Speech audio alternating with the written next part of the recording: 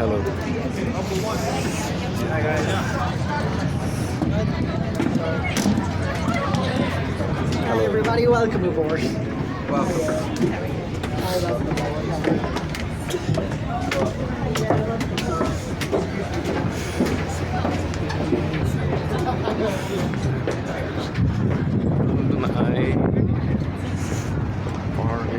Sorry.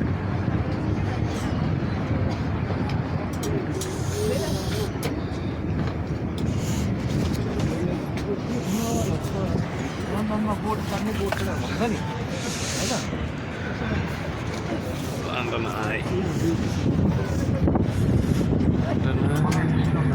Cruise.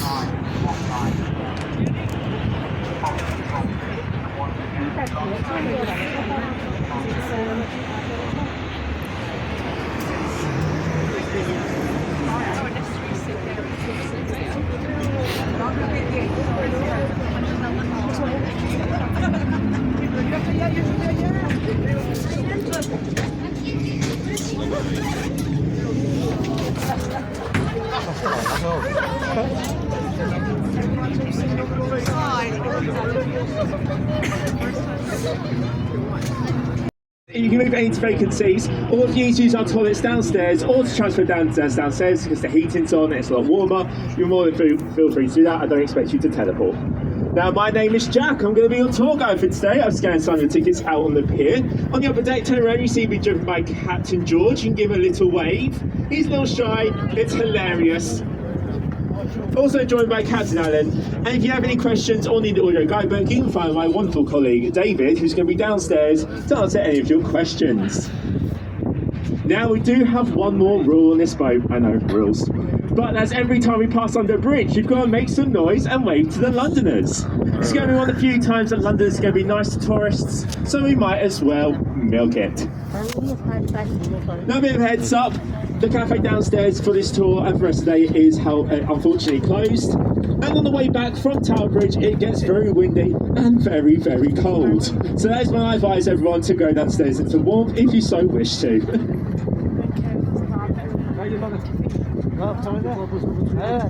So the first bridge we are coming up to is Westminster Bridge. It's one of the most popular bridges here in London because it's popular for selfie spots. There's a lot of landmarks around it, which I will go into more detail in just a moment. But as we pass under, take note of its colour, and I'll tell you more about why it's that colour once we pass on under.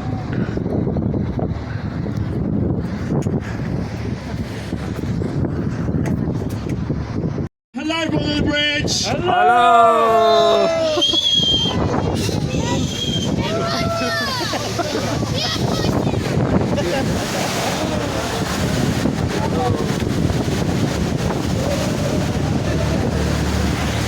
Good job, everyone. So, the first thing on the right-hand side is Palace of Westminster, or more commonly known as Houses of Parliament. Now, it's known as a palace because for hundreds of years, this is where the monarch lived up until Henry VIII, where he passed it over to the government. Now, inside you'll find two houses, the House of Lords, which are appointed by the monarch, and the House of Commons, which are the MPs voted in by us. Now, out of the balcony, you will see two kind of awnings. This is a cafeteria for the MPs. So, if you see the MPs having their lunch, feel free to give them a wave, or any other kind of gesture. I do not judge. Now the colours coding, you see red and green. This is the colour coding for the two houses. The red represents the House of Lords, the green represents the House of Commons. Inside it goes through all their staff areas, their seating areas and even their toilets. It does extend outside. If you look ahead of you, you will see Lambeth Bridge, which is red, and Westminster Bridge that we just passed under is green. This used to be traditional exit and entry points for the two houses. Now, the reason for the colour coding for the two houses is to keep them separated to prevent any corruption. So it doesn't work. Do we have any Harry Potter fans on board? Yeah. You might recognise the bridge ahead of us from Harry Potter and the Prisoner of Azkaban, where the night bus took Harry to the Leaky Cauldron, narrowly dodging all of the other buses. Now on the right hand side you'll see a little stone hut. At one point it was the smallest prison in the UK. This is where Guy Fawkes was kept overnight after his failed attempt to blow up Parliament, where he's then taken down the River Thames and kept to the Tower of London, which is the same journey we'll be making today. Now as we turn around, if you look, St Thomas's Hospital is more famously known where Florence Nightingale introduced her new style of nursing. Now Florence Nightingale was known as a philosopher for her work in the medical field, and thanks to her, they made leaps and bounds in the medical world today. All the nurses that trained there.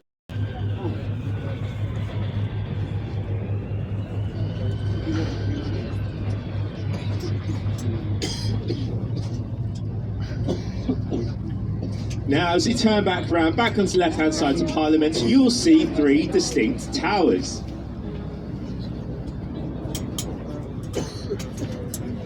The largest tower on the left-hand side is Victoria Tower. That used to be a royal entrance into Parliament. It's now known for the Parliamentary Archives. All the important documents, laws, are all kept in that fireproof tower, with documents going back to the 1400s. The central tower is, well, central tower. There used to be a chimney, it's now inactive as you let all the MPs blow off the hot air themselves. And put your hands up if you can see Big Ben. If you put your hand up, unfortunately, you are wrong. Nobody can see Big Ben because it's actually the name of the 13.5-ton bell inside the tower, which is known as the Elizabeth Tower. But everyone in the UK, pretty much the entire world, just calls it Big Ben because it's a lot easier. Now it looks shiny and new, that's because it's just finished a restoration project that lasted 5 years, completed in year 2022. And you have to give it to construction workers in order to get it done on time. They were really working around the clock. But yeah, the jokes do not get better, I'm telling you now, feel free to grow. It used to be called Just the Clock Tower, it's then renamed to Lady Queen Elizabeth II.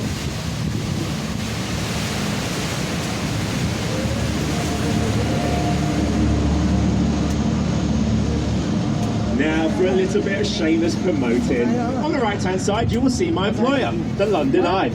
Standing at 135 metres tall, the London Eye was first designed for a competition, where it came second.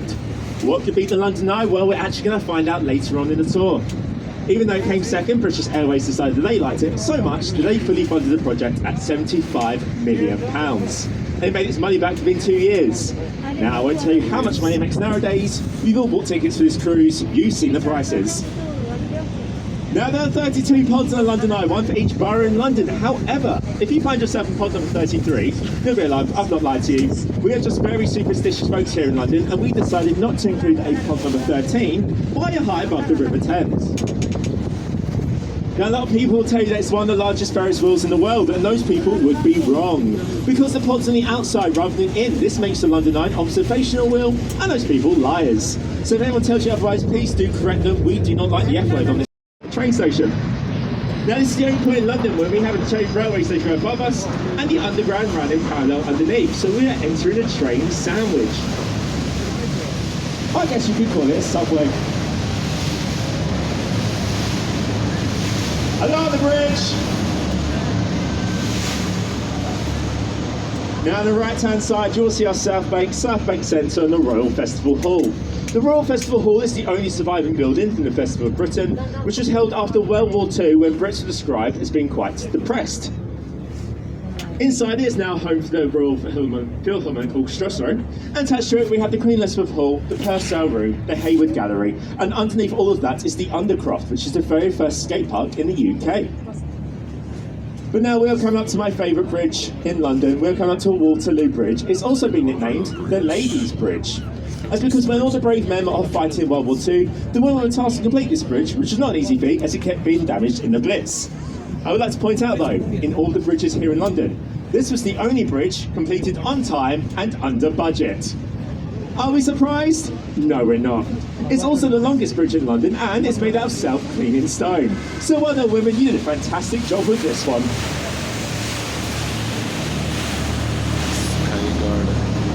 Now on the right hand side you'll see an ugly looking building with electronic screen. It's okay to call it ugly because it's a perfect example of the brutalist architect style.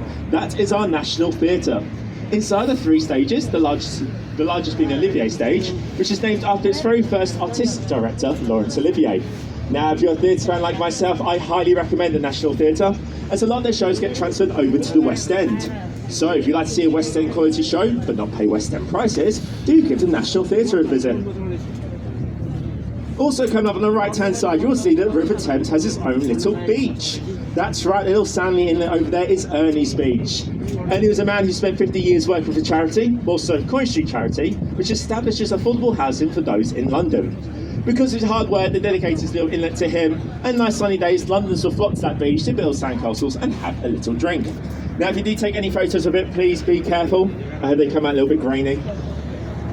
Told you, do not get any better. Now that red building next to it, the tower, for those familiar with British Stock Cube and Gravy Company Oxo, that is where they were first based. Now you might think it says Oxo on that tower, but technically it doesn't say anything. The River Thames is a royal highway, which means any kind of advertisement is illegal. So when that tower was built, they were rightfully taken to court, but they hired a very clever lawyer who sent to a judge and said, Your Honour, that doesn't say Oxo on that tower. My client ordered geometric shaped windows. They just so happen to come in noughts and crosses. They put them up in a random order that looked good, and it just so happened to spell the company's name. Do we believe them? No, we don't. But guess what? The judge did, and they're allowed to keep it. Now they've long moved out. It's been converted into affordable housing for those who land up in Southwark. There's even a Harvey Nichols restaurant at the top. For those wondering about the Sea Containers logo next door to it, that hotel's never officially registered that as a trademark name, so they're allowed to keep it up, as technically they're not advertising anything. And behind that glass building with a bump to it is the newest addition to London skyline. That is #1 Blackfriars. Now we here in London, we love our silly nicknames of skyscrapers, and this one is quite a few. People refer to that building as the Baby Bump, the Cocktail Shaker, the Harp, my personal favourite, the Penguin, but a lot of people in London seem to call that building the Kim Kardashian. Yep, I'll let you make your own assumptions about why. Now when that building was built, its one purpose was to be affordable housing for those in London, but apartments inside start from £8 million. Welcome to affordable housing in London, everyone. Now we're coming on to Blackfriars bridges. These are 2.5 bridges. The first one being the Road Bridge, the one behind that's a train station that spans the entire Thames. So what about that half a bridge? Well, as we go on there, look out for the red columns. I'll tell you more about them in a little bit.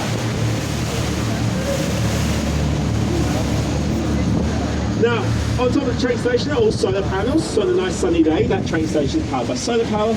The other 364 days of the year, it's National Grid.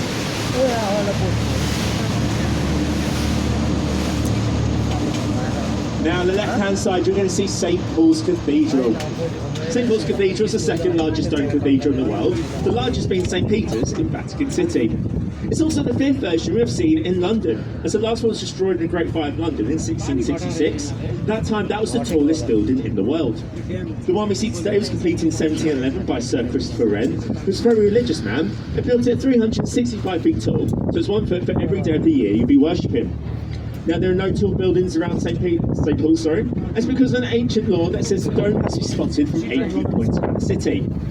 Also, while skyscrapers further down Thames are all funny shapes. In fact, as we pass the City of London School, you will notice a glass section in the middle, and that's so that you can spot the dome while you're on the river. Now we're passing under Millennium Bridge. This is what beat the London Eye in the competition. It's also been nicknamed the Wibbly Wobbly Bridge, but I also saved that for the return journey. Because on the right hand side you'll see a white building with a thatched roof. That is Shakespeare's Globe. The original was built in 1599 by William Shakespeare and his men, where it lasted until 1613, when during the performance of Henry VIII, a cannon was set off, causing the thatched roof to catch on fire. Everyone did manage to make it out, but saying all about Shakespeare, he does know how to bring the house down. It took Shakespeare 1 year to rebuild it, where it lasted until 1640s, when a parliamentary decree meant that all theatres had to shut, and it was demolished. So what about the one we see today? Well, in 1970s, American director Sam Wanamaker decided to bring it back. He used the same tools and methods that Shakespeare used to make it as authentic as possible, even getting special permission to get a thatched roof, which was made illegal because of the fire. And the one we see today was completed in 1997, roughly about 400 or 500 yards from where the original stood.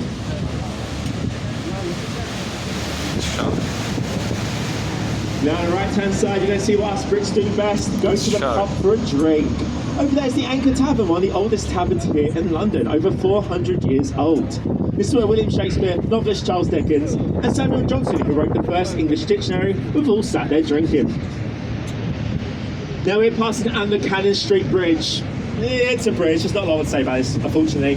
I think it cost a lot of money to make and took longer to build than the planned.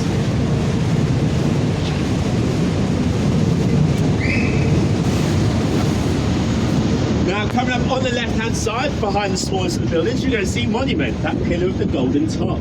That's a monument to the Great Fire of London.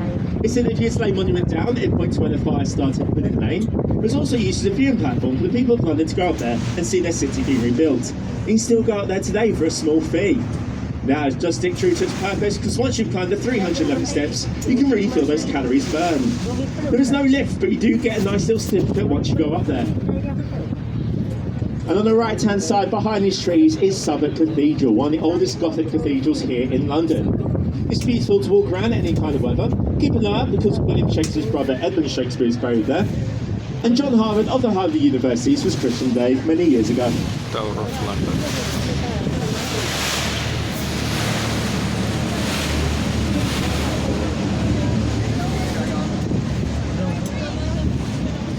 But now it's the moment you've all been waiting for. That's right, a photo opportunity of the truly iconic bridge here in London. The one, the only, London Bridge, which is behind us. That's right, that bridge that we passed on there paid no attention to is London Bridge.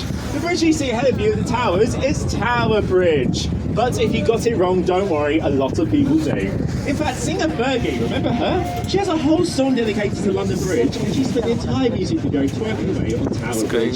Silly Fergie. But more about that in just a moment, because the next thing on the list is a little tricky to see, so you're going to have your eyes wide open.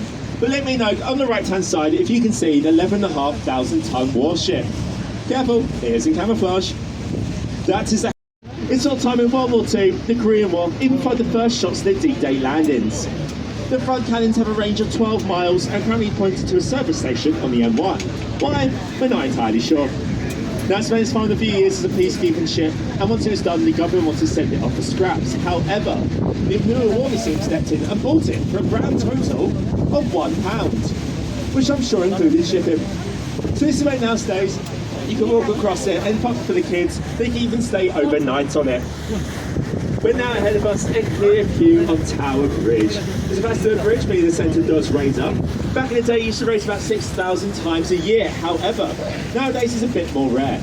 But if you have a tall enough ship and 24 hours notice, the bridge will always raise for you, as it deems traffic on the Thames more important than road traffic.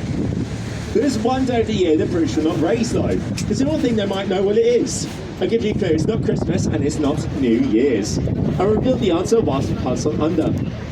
Because I've secretly been training you all for this moment. It's that if you were to wave to someone on Tower Bridge and get away back, you will get 5 years good luck. This comes from an old sailor's myth, that this would be the last bridge they passed under before going on their adventures. And the loved ones would be on there waiting for them to wish them farewell. They meant they'd be reunited 5 years later, safe and sound. Now, I don't know about you guys, but I need all the luck I can get. So as you pass under, make some noise, get some waves, you should get some waves. They're already waving up over there. Hello, everyone! Hello! There you go, 5 years, good luck to you all. Get those lottery tickets, and if you get any winnings, make sure to share them with your favourite tour guide. Now we have drifted into the old port of London. Just remind you, you've all been so good so far. Please remain in your seats, especially as we're turning round. Now this used to be so packed with ships that you can step from one side of the Thames to the other without getting your feet wet. Simply step from one boat to the next. For the Americans on board, if you've got another mile down the Thames, we come to a place called Rotherhithe, which is where the Mayflower first set sail. Now, if you upload any of these photos onto social media, I ask for a small favour. I ask that you use the following hashtags. Hashtag Tower Bridge, not London Bridge.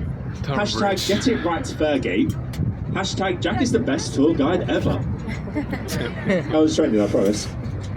Now, the one day of the year the bridge does not race is the London Marathon. It's because it's pretty unfair to make all those joggers turn to swimmers, but I reckon it'd be pretty entertaining to watch.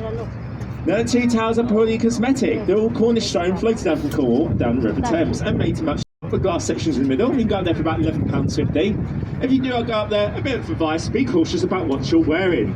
A lot of people seem to forget that if you can look down and see people of London cross the bridge, the people of London cross the bridge can look up and see you. So maybe no kilts or anything of the kind.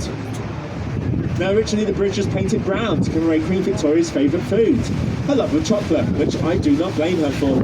It was then repainted to the red, white and blue for Queen Elizabeth.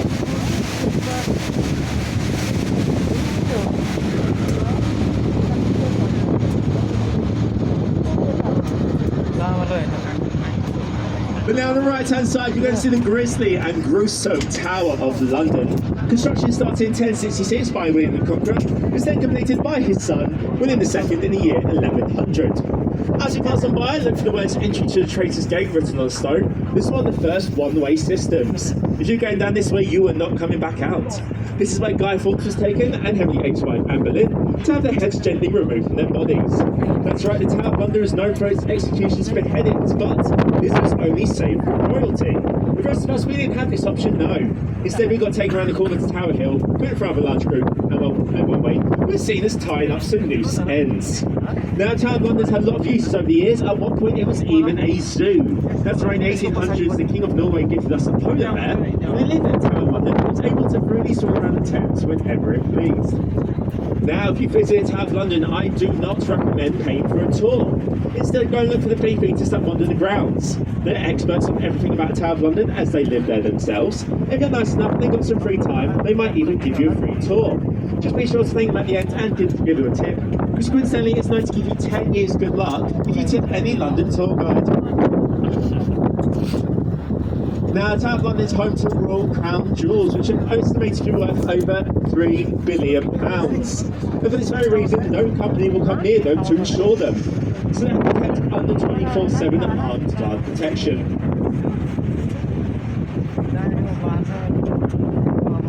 Now come up on the right hand side, you'll see our collection of funny shaped skyscrapers with their equally funny nicknames. We have the Scalpel, the Cheese Grater, the Gherkin, and this one closest to us is the Walkie Talkie. Now at the very top of the Walkie Talkie you'll find the Sky Garden, which I highly recommend.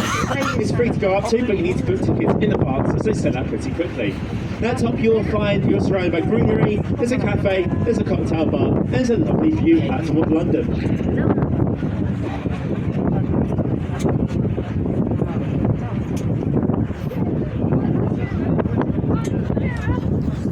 And on the left-hand side, you're going to see the tallest building in Western Europe.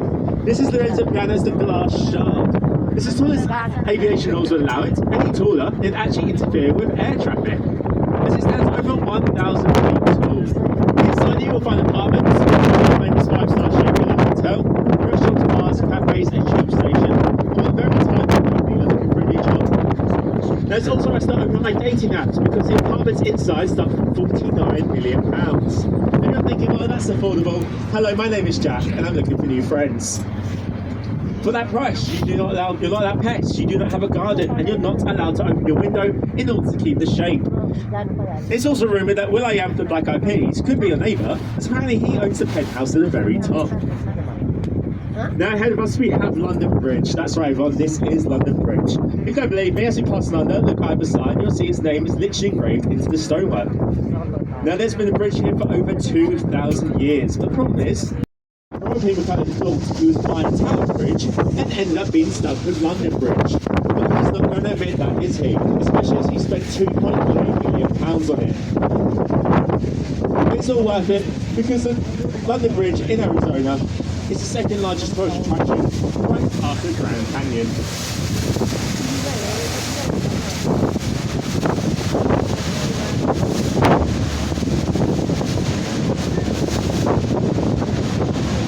Hello, everyone on the lower deck.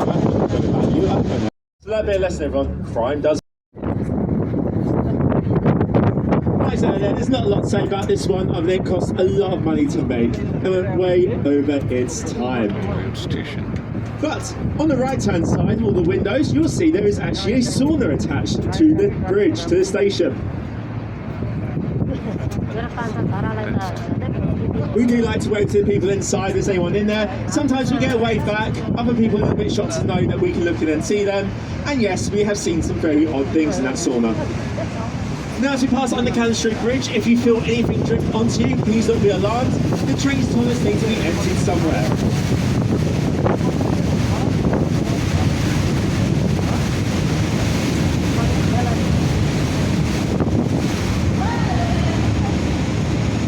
Now, up ahead of us we have Southwark Bridge. This is a bridge that BuzzFeed matched me with because it's also been nicknamed the Lonely Bridge.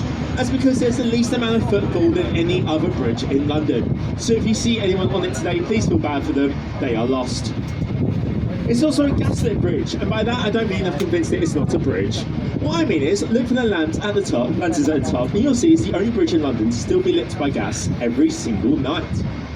Movie fans might recognise it from Bridget Jones and also from Mary Poppins, as they use this bridge as London Bridge because, well, it's a lot nicer looking, isn't it?